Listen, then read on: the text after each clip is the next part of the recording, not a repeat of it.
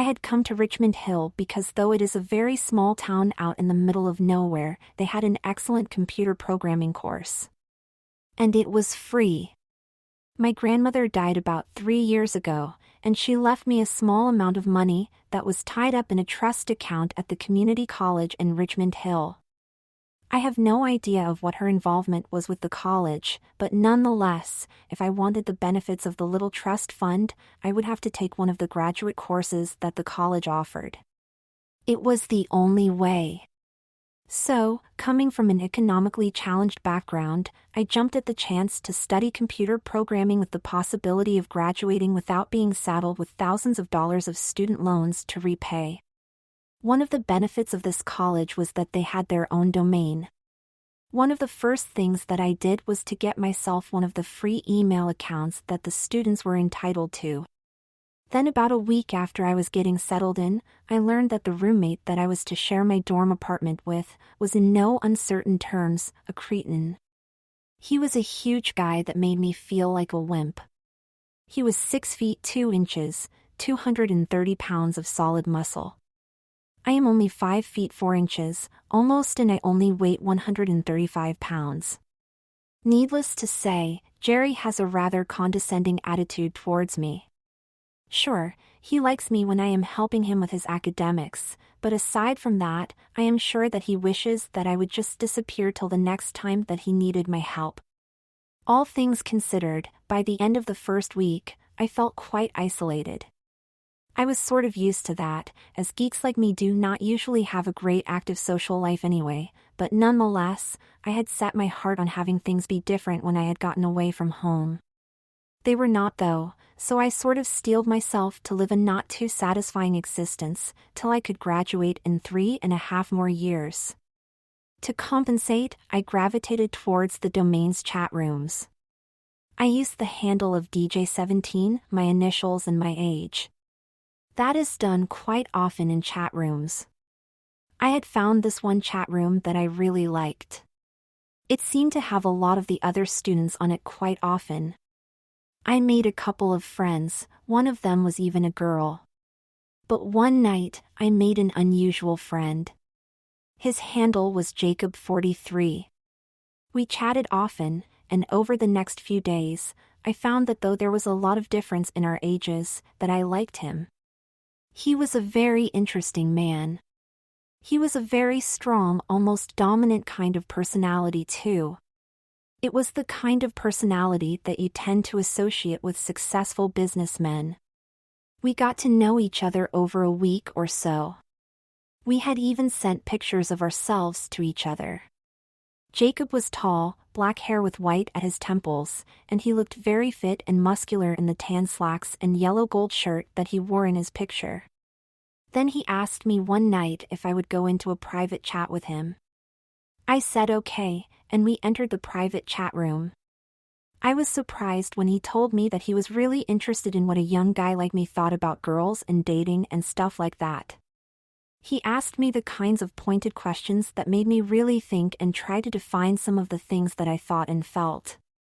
We would go to a private chat room after that whenever we happened to be on the channel at the same time. It was not too long before I unburdened myself to Jacob about my frustrations of sharing a room with Jerry the Jock, as I called him. Jacob thought it was pretty funny, but he suggested that we meet one night for supper. He said that if we met, and we thought that we could get along, he might have a suggestion for me that might solve my problem, and maybe save me some money to boot. That was all the incentive that I needed. I agreed. We met the following night at a restaurant that was just off campus. I knew Jacob the moment that I walked into the place. He was, to say the least, a commanding presence. He was not a lot taller than me, only 5 inches, but to my mind, he seemed to tower over me.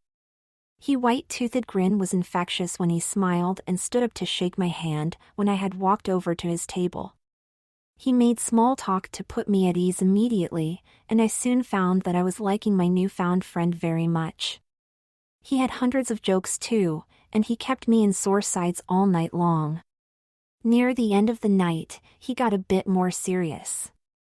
Well, I am glad that I met you, Doug.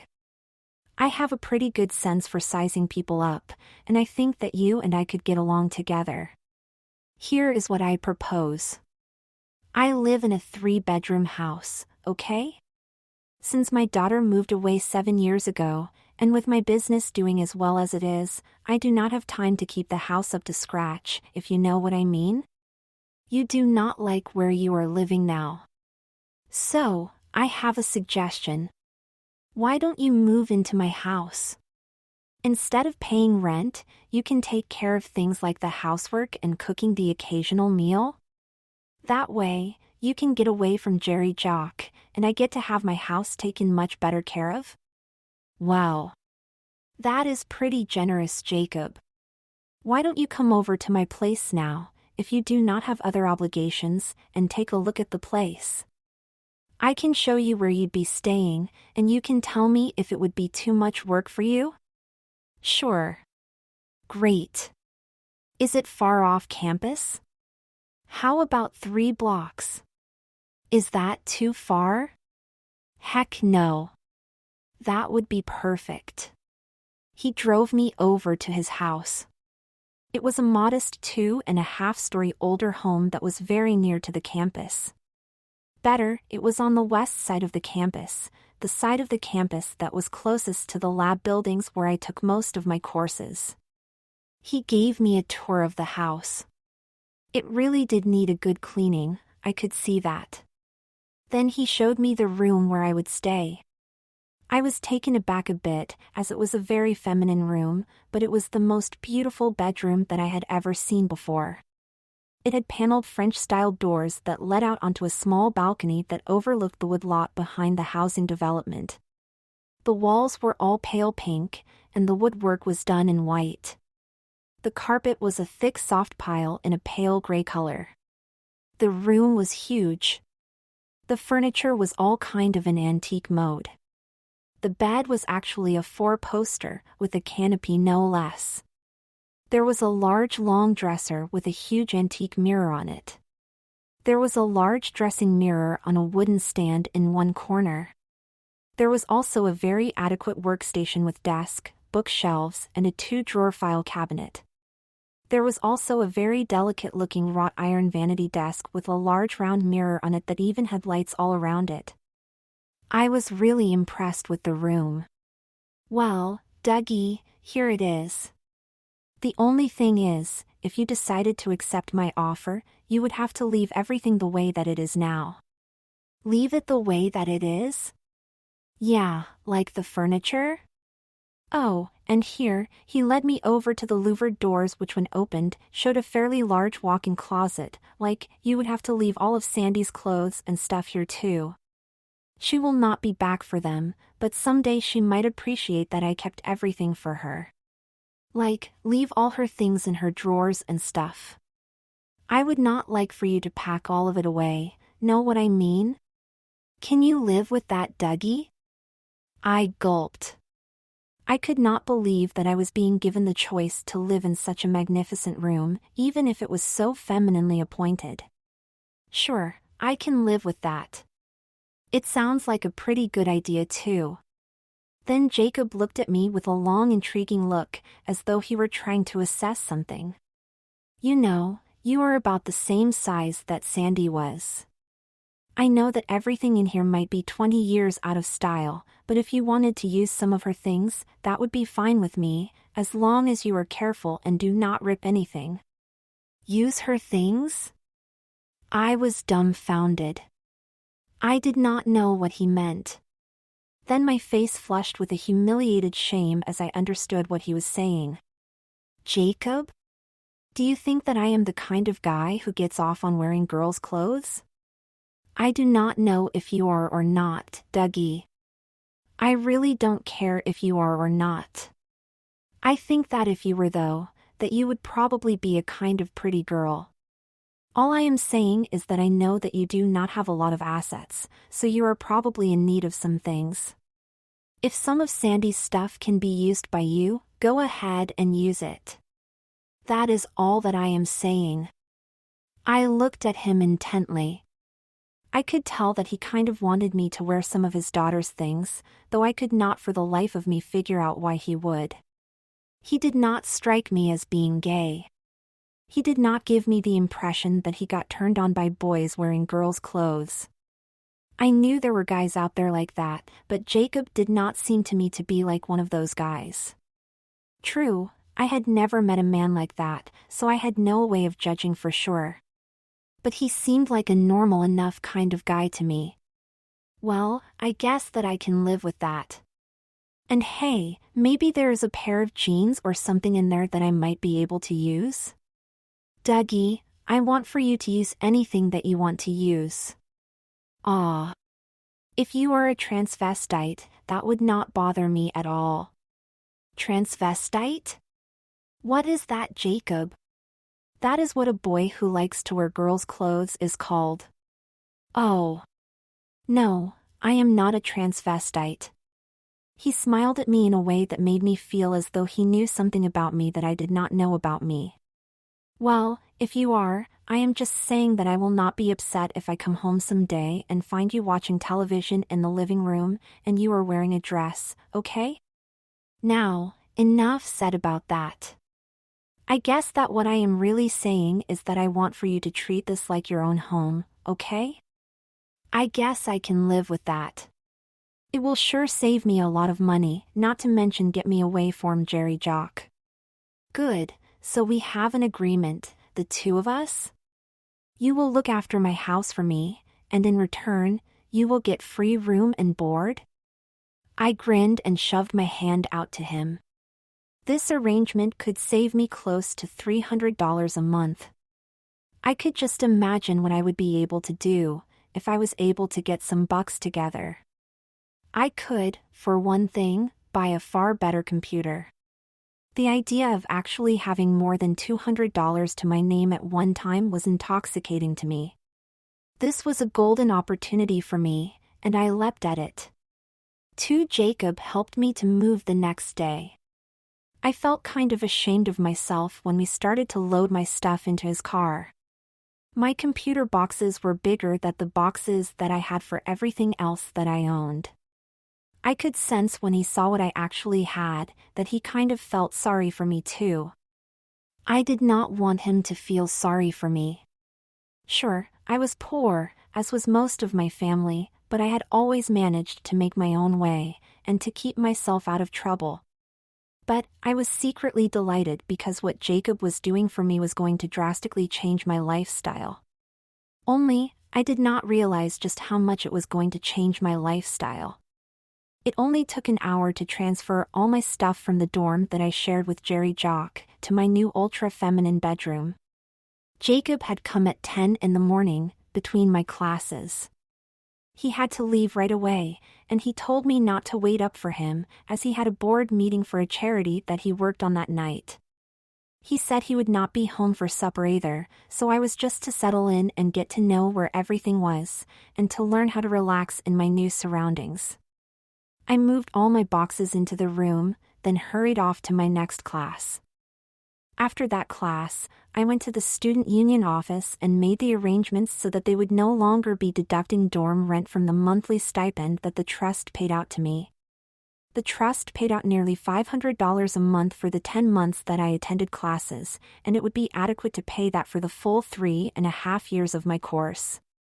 By then, I was assured that the trust would be empty.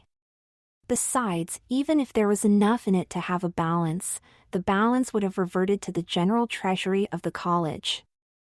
I considered myself to be one very lucky person.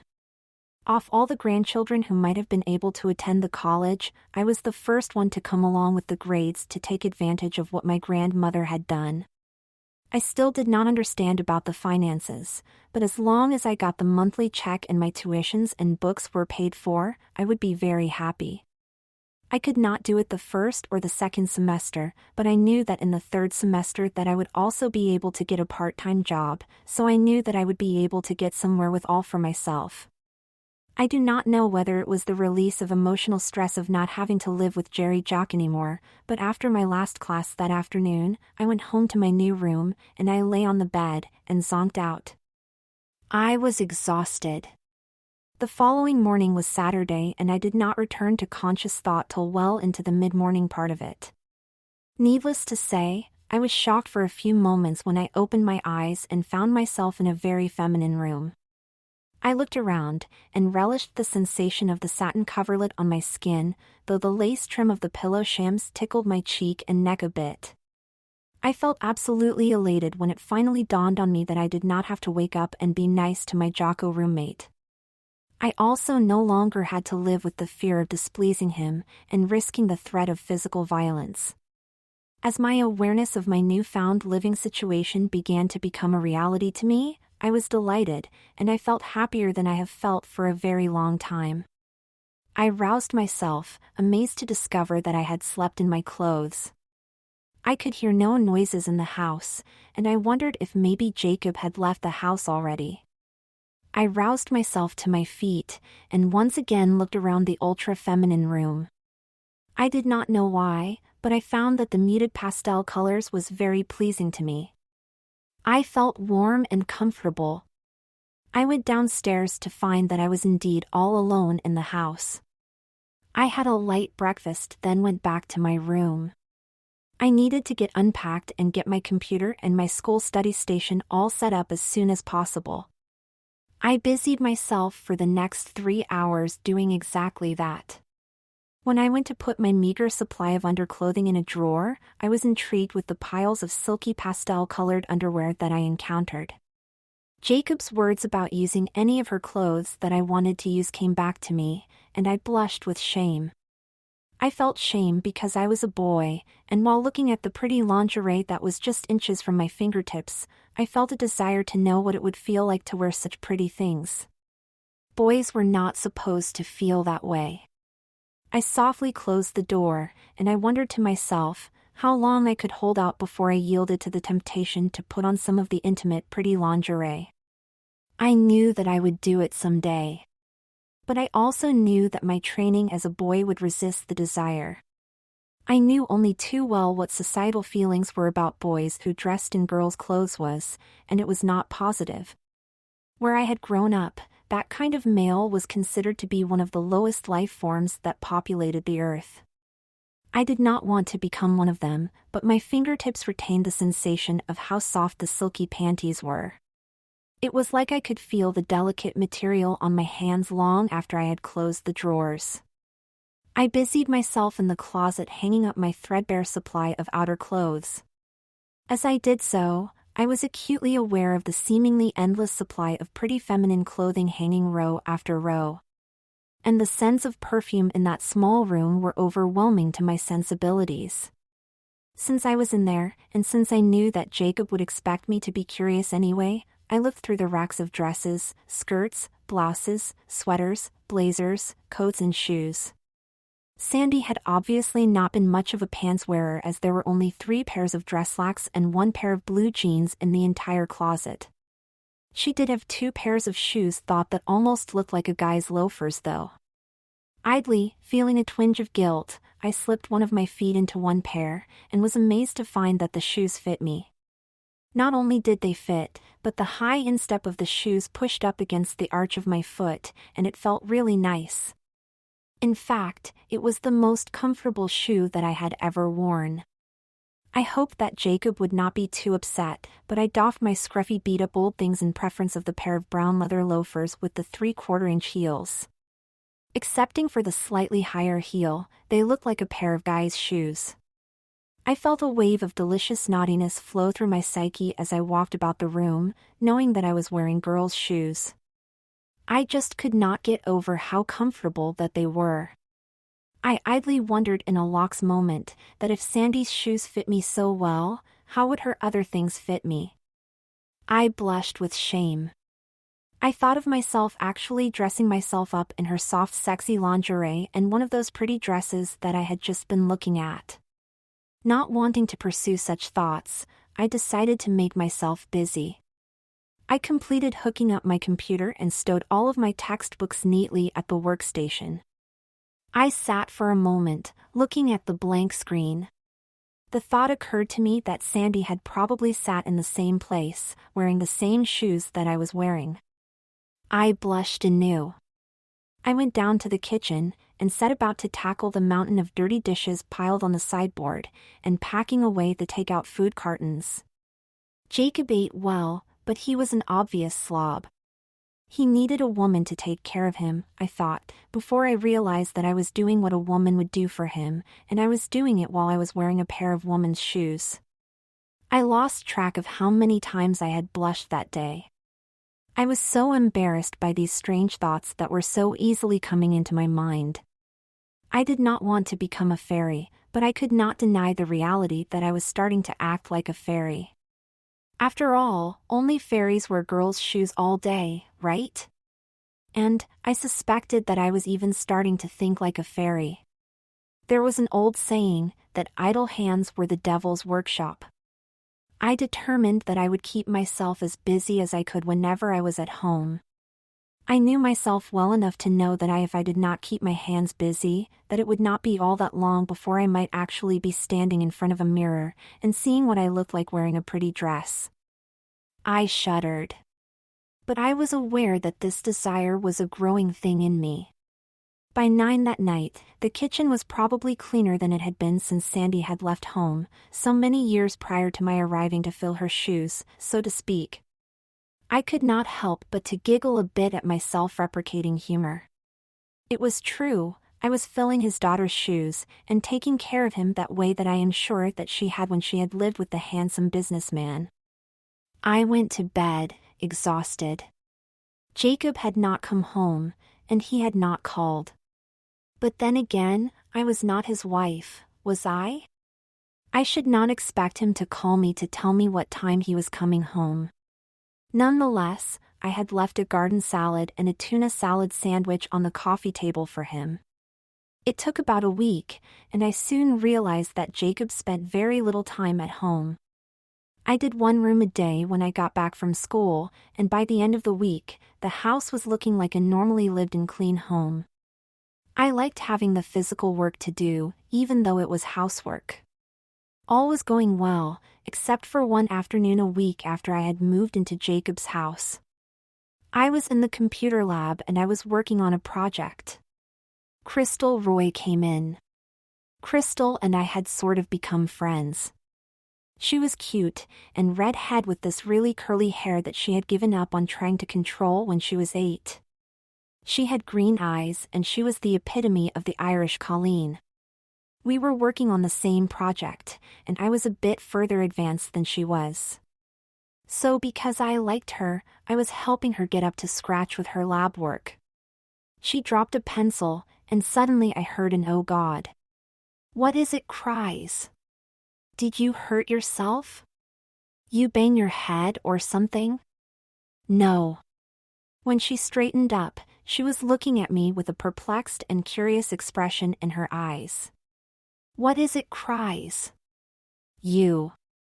You are wearing girls' shoes. I had forgotten to change my shoes before I left home. I suddenly realized that I had been wearing girls' shoes almost all the time. I tried to bluster. No, I am not. What would make you think that? This. She stuck her foot out to align it beside mine. She was wearing virtually the same style of shoe that I had on. I could not tell her that she was mistaken. She had bought herself girls' shoes, and mine looked exactly like hers. So? Why are you wearing girls' shoes? I have a problem with fallen arches, and my roommate suggested that I try wearing these, because of the high instep. She looked at me for a long moment. I think that you wear girls' shoes because you wish you were a girl. What? Cries. How can you say such a thing? Just look at you. Your hair is thick and shiny, and is better kept than half the girls in school keep theirs. You have fine, delicate, girlish features. Your complexion is to die for. You are prettier than a lot of girls are, Dougie. I bet you like to wear panties under your jeans too? As she said that, my mind flashed back to how I had felt a week or so earlier when I had been in the panty drawer in my room. I blushed. You do, don't you? Look at the way you're blushing, like a shy little virgin girl. Her words smashed into my psyche. It was like being hit in the face with a 2x4. I suddenly realized for the first time in my life that I really did look a lot more like a girl than a boy. I was 17 years old, and I had not even started to shave yet. I did not even have peach fuzz. And as for being delicate, she was right about that too. I had always been teased for looking like a girl, but I had usually fought to try and assert my maleness. But I could not fight with Crystal to assert my maleness. She knew what I really was. I felt tears beginning to burn at the edges of my eyes. I did not know what to feel. I had never realized what a girl like Crystal must think of a guy like me, and now I knew. I knew only too well. She noted that I was about to cry, and she hugged me. She told me that my secret was safe with her, that she would never make fun of me, and that she cared a lot for me. She told me that it was a rare thing for a girl to find a guy who was sensitive as she was, and that she cherished my friendship because of it. She told me that she had only understood my feminine nature when she saw that I was wearing the same style of shoes that she was, but that she had always been drawn to me because I seemed so sweet compared to all the other boys that she knew. I did not know if that was supposed to make me feel better, but it did. We finished the project and I went home. I still preferred the feel of these shoes to the ones I had been wearing. I had only seen Jacob once that whole week. He told me that he had to go to a technical convention that was in another province, so that was why he was not around. He told me that he had to go again to a different one on the following Thursday too. At least, he seemed really happy without living arrangement, as he told me that the house had not looked so good since his daughter had moved away. So, Thursday night, I was at home all alone once again. My homework was all caught up too, so had nothing important to keep my mind occupied with. Because I had been working hard to keep my mind occupied, I was already 2 weeks ahead of schedule on all of my lab projects. I also knew that Jacob was not going to be home for nearly a week. The house was as spotless as though there was a loving wife living in it. I'd kind of reached an impasse. I had nothing to do for my mind, but to watch the television, and that was pretty boring all too soon. Often my mind would go back over the strange life new style that I was now living in. It was by far better than it had ever been.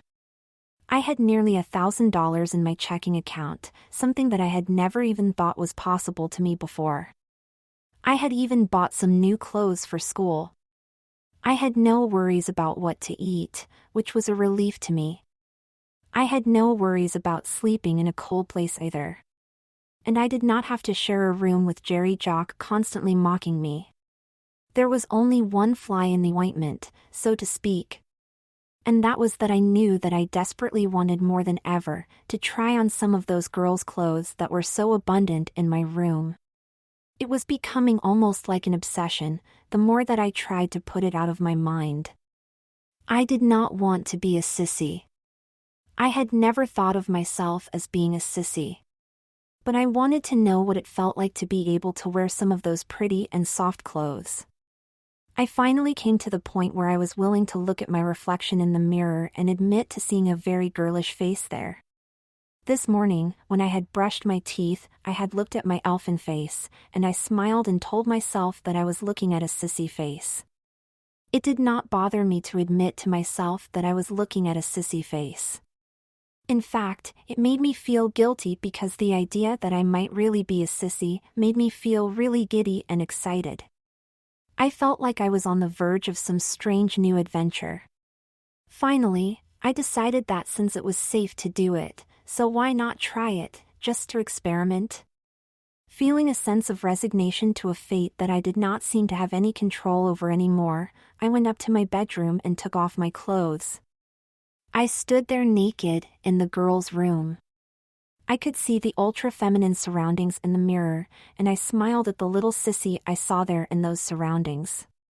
She was kind of cute.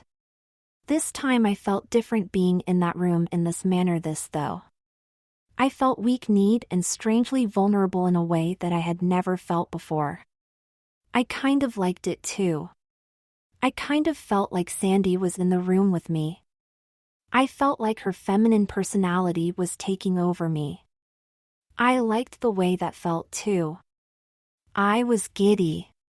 My breathing was shallow. My hands were trembling. As I stood there and thought about what I was going to look like wearing Sandy's clothes, I got the most intensely pleasurable sensations as my little penis began to grow into an excited erection. I could not believe that I was getting so turned on, just by the idea of wearing girls' clothes. If that was what was going to happen to me, then I was going to enjoy it, I determined. With a last little flirty smile at the sissy, I turned my back on her, and I went into the bathroom to take a shower. In there though, I chose to take a bath, and I filled the tub with a delicate floral-scented application of bath oils. If I was going to really do what a girl does, I decided that I might as well do it all the way, otherwise, why bother? I did know that I did not want to put on the feminine pretty clothes without being clean and fresh first. It just would not have seemed right, somehow. Girls had always seemed fresh to me in a way, and I wanted to be as fresh as I could when I first became a girl too. It just seemed like a right thing to do. 20 minutes later, feeling exhilarated from the sensations of what the oils had done to my skin, I stood in front of the mirror again. This time, I was holding a pair of lacy pink silk panties in my right hand. I held it up in front of me. I smiled at the sissy. Girl, if you put on those panties, you will be a sissy. You will be a sissy for life. Every time that you look at yourself in a mirror from now on, you will know that you are looking at a boy who wears girls' clothes. Is that what you want for your life? I had confronted myself with the ultimate truth question.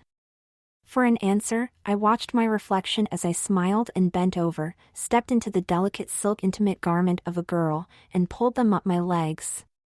The feel of the soft cool silk sliding up my ultra-sensitive skin drove me wild. This was the loveliest physical sensation that I had ever experienced in my life. I watched as the panties rose to my hips. I felt the cool silk wrap itself gently around my bum cheeks. I watched it conform to the curvature of my hips. I let the panty waist go, and watched as the panties bulged out obscenely as they tried to flatten my engorged coquette. I have never before felt so erotically charged. For the first time in my life, I wished that I did not have a coquette, that I had a vulva there, so that those panties would curve around flatness, the way that they were designed to do. I also could not believe that I had actually found within myself the courage to break down all the years of conditioned training. I'd grown up to believe that what I was doing was wrong. Boys were boys and girls were girls, and ne'er the twain should meet. Yes, it was wrong. But because it felt so good, I knew that I was going to do this over and over and over again. I also knew that as long as I lived in this house, I would never again wear boys' underwear. I would be donning girls' panties and camisoles from now on, under my school clothes. I watched as Sissy put on her very first bra. I stuffed 2 pairs of panties into each cup and admired the lace-trimmed swell that I had created. I then wrapped a waist snipper around my waist, and laced it up the back as tightly as I could. I loved the discomfort of the tight lacing. It somehow made me feel strangely secured. It also made my hips suddenly look more round like a girl's hips should be. The waist nipper was black. I lowered my panties and let the garter straps fall down inside of them. I then sat on the edge of the bed, and for the first time learned firsthand why girls love to wear nylons. If someone had ever tried to describe to me how sensuous and erotic the feel of the delicate material would be when it caressed and tightened against my skin, I could not have believed them. Now I knew what a delight it was to wear pretty sheer nylon stockings. But then when I stood up and I felt how wonderful it felt to have the things grow taut all over my legs, I nearly swooned. This was a wonderful feeling. It was even nicer to me, because I also had the secret sense that what I was doing was verboten, a definite taboo to the uninitiated. I was enjoying the feel of the tightness around my waist, the tautness on my legs, the silky material on my bum, and ever so gently caressing the sensitive underside of my coquette. Not to mention the unaccustomed pleasure of the lace straps over my shoulders and around my chest. I stood and went to the mirror again. I looked at my totally effeminate reflection for the first time in my life. Girl, this is the real you. As I looked at myself for the first time, dressed in lingerie, I felt a really strange sense of peace coming into me. It was as though, for the first time in my life, I was feeling like I was a whole person. I had always felt sort of empty in a way, though I had not defined it that way, not till this moment in time. I felt like I should have been a boy, but allowed to be a girl, in order to be a whole complete personality. As I marveled at how completely, excepting the excited throbbing bulge in the front of my panties, that I looked like a real girl would look in her underwear, another strange new emotion began to make itself known to my conscious mind. I felt like a delightful bubble of something was forming in my tummy, just above where my coquette was straining against my first pair of panties. As I thought about what a nice feeling it was, the bubble seemed to grow, and as it grew it seemed to move slowly up into my chest, and come to rest where my heart was, right under the lacy cups of my first bra. Then it seemed to burst, and it filled my body with an emotion of pure delight. I knew what it was. It was my girl personality, and she was making herself known to me. I loved her too. She came with such a sense of sweetness in her, that I could not help but to love her. I also knew that I wanted for her to live and express herself through my life, such as it was. With a nearly ecstatic grin in my face, I spoke to her. I even knew her name. Welcome to my world, Miss Deborah.